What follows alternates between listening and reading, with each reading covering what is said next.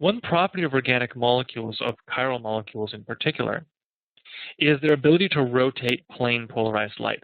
Remember, we talked about what it means for light to be polarized in a physics lecture, talking about light and waves. So light can be polarized. It can oscillate along a particular axis that we can filter. And it turns out that chiral molecules rotate plane polarized light. Now, the great thing, the reason why this is particularly useful, is that enantiomers rotate light by equal and opposite angles.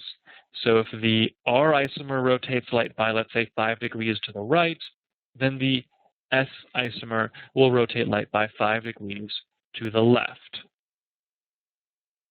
A racemic mixture, so a mixture where you have a 50-50 split of the two enantiomers, is going to cancel out the rotation, so it'll have no apparent optical activity. It'll look like it's an achiral molecule. Now remember that in order for a molecule to be chiral, it can't have any plane of symmetry. So it's the molecule that must be chiral, not the carbon atoms themselves. In these examples that I have here, tartaric acid, you can see that tartaric acid has a series of stereoisomers, but there's specifically one diastereomer that is achiral. Now, it still has chiral carbon atoms, but the molecule itself is chiral because if you were to draw its plane of symmetry, you would see that, in fact, it does have a plane of symmetry. So if I draw a line through the middle here, you can see that the chiral diastereomers are chiral because they don't have a plane of symmetry. Their mirror images are not the same. But this one, we call the meso diastereomer, or the meso compound, is achiral because it does not have a plane of symmetry. Or, sorry, because it does have a plane of symmetry because its mirror image is itself. It is superimposable. Okay? So, when I want to measure that light, the equation we can use here is specific rotation, alpha, is equal to the observed rotation divided by the concentration times the path length. Now, I don't really want you to memorize this equation. It's not that high yield. It'll probably be given to you if you need it, but it is important for you to understand why these terms are here. If I quickly rearrange this, I can write it as observed rotation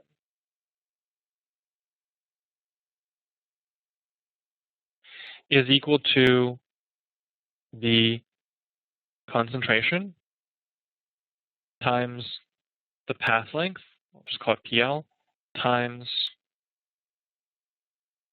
the specific rotation, alpha. So if I know the specific rotation, sort of how much the molecule turns light, sort of like the intrinsic ability to turn light, times the concentration, times the path length, the distance it actually travels through the QVAC, usually was just 1 centimeter, it'll rotate light by a certain amount. So if I have a certain expectation, then this allows me to tell, for example, is my enantiomer pure? If I know I put in a certain compound, I know what the concentration is, I know the path length, and I actually observe the rotation, and I find that it's not as much as I expect, then I know that I must have some of the enantiomer in there. So this is useful when we want to differentiate individual enantiomers. Now, it's really important for me to note that the R and the S enantiomers, those configurations, do not tell us how the molecule rotate light. You can have R and rotate light to the left. You can have R and rotate light to the right. There's no correlation. What it does tell us is plus and minus. So you will need that extra level of nomenclature in order to distinguish them. So with that, let's try out this problem. Okay, so this molecule, alpha-D-glucose, is optically active. It rotates plane polarized light by 112 degrees. Now we mix the solution with some unknown compound in unequal proportions. Which of the following would be conclusive evidence that the unknown compound is in fact the enantiomer of alpha-D-glucose? Well, first, if it rotates the light, the rotation of the mixture is 0 degrees. Is that conclusive evidence that it's the enantiomer? No, unfortunately not. We know it's some unknown compound, and in fact, we know it's in unequal proportions.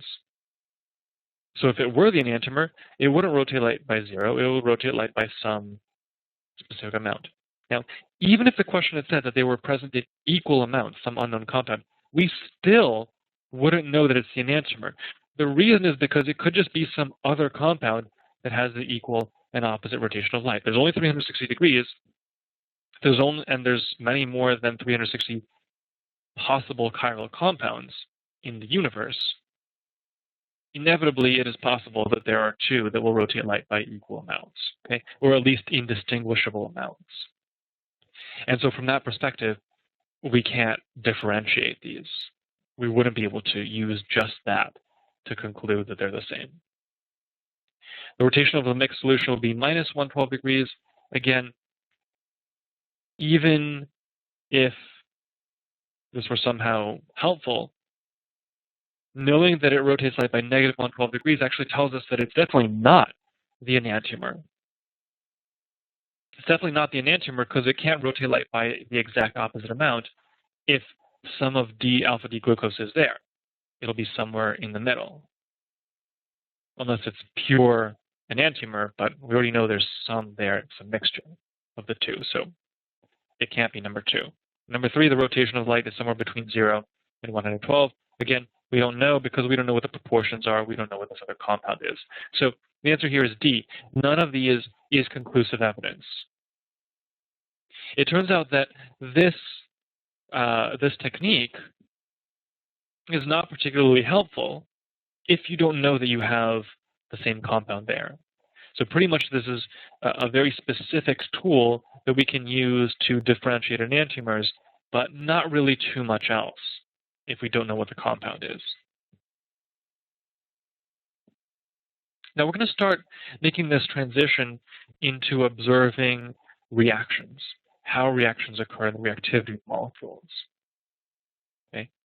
Steric hindrance is something that affects the reactivity and the shape of molecules. So let's look at this amine here. This amine has these 3 tertial groups. It has a lot of steric hindrance.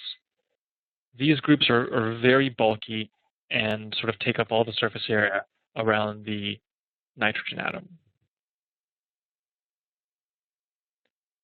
So what that means for the shape is that, it's a particular defined rigid shape. It's going to be hard to change the shape. And for the reactivity, if you're trying to get something to react with that nitrogen, it's going to be practically impossible. It's so hard, you can see in this sort of bubble diagram here. It's so hard for anything to get into that amine because it's so deeply embedded in that molecule. It's so hard to get into the nitrogen. And so the steric hindrance and the molecules or the atoms and the functional groups around a particular atom do impact its ability to react. Okay? Now, we can sort of quantify this in a way. When we look at our Newman projections and we observe the rotation of the different conformers, we can sort of see the steric hindrance and the unwillingness, the difficulty of getting groups to sort of overlap. So for example, this is the most stable conformation of ethane. It's the most stable one because they're nicely staggered like this. So there are no electron clouds that overlap any more than they have to. So this indicates this lowest stability, or the highest stability, lowest energy conformation. The high energy ones are the ones where you have a lot of overlap like this. Those are particularly challenging because you have overlap of the electron clouds. And so when that happens, it's pretty unfavorable for anything else to come close. This conformation in general is unfavorable. So these are considered to be sterically hindered. Now, if we make that a little bit more complex, okay, what if we have these larger functional groups? This would, for example, be fully eclipsed. If I have the two groups completely overlapped, so one right over the other. Right here, so in this version, we would call this gauche, where they're staggered, but they're not they're not completely opposite one another, which would be the most stable configuration. They're staggered, but they're still not in the best staggered configuration. And then you can see that these are eclipsed because you have overlap between those groups.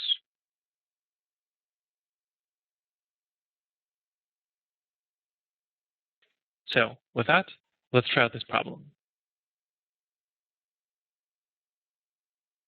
Okay, so rank the following compounds in the order of overall steric hindrance. This is a perfect example of a question where you need to be able to take a name and to correlate a structure based off of that name. So I've drawn them out for you here. Acetone, you can see, is going to be the smallest one. And then the 2,4-dimethyl pentanthreone and 2-methylpentanthreone are very similar. One just has an extra methyl group. And the extra methyl group is going to increase the steric hindrance. Acetone will have the least steric hindrance. 2,4-dimethyl pentanthreone is going to have the most steric hindrance. Okay, so if I'm looking at increasing order of steric hindrance, 2 has the least, then 3, then 1. So my answer here is B. For most students, and maybe you too, the CARS is the hardest section on the MCAT.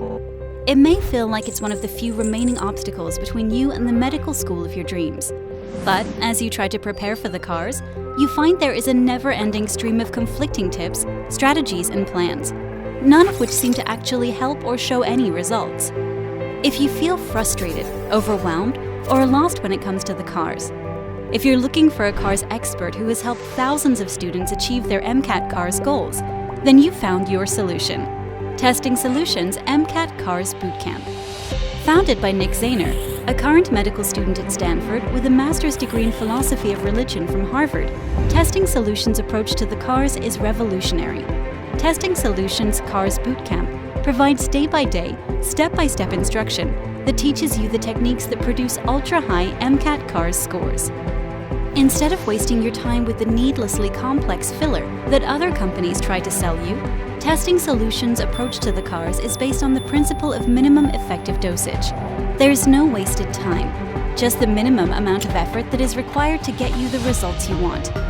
With over 500 4.5-star reviews on Amazon, Testing Solutions CARS Bootcamp is the most trusted, proven, and effective CARS course available on the market today. You will have access to Testing Solutions' 180 meticulously designed CARS passages, the largest CARS practice library offered by any MCAT prep company in the country. Our passages are regularly rated by users on Amazon, Reddit, and SDN as the most accurate non-AAMC CARS practice passages available, consistently rated higher than exam crackers, the Princeton Review, Kaplan, and Next Step. Unlike some companies who prey on pre-medical student fears by charging outrageous amounts of money for their mediocre at best practice materials and courses, Testing Solutions will always charge a fair price for an amazing product. Because after all, we're not like the other test prep companies. We're aspiring doctors just like you, only a little further down the path. Let us help you do what we've already done.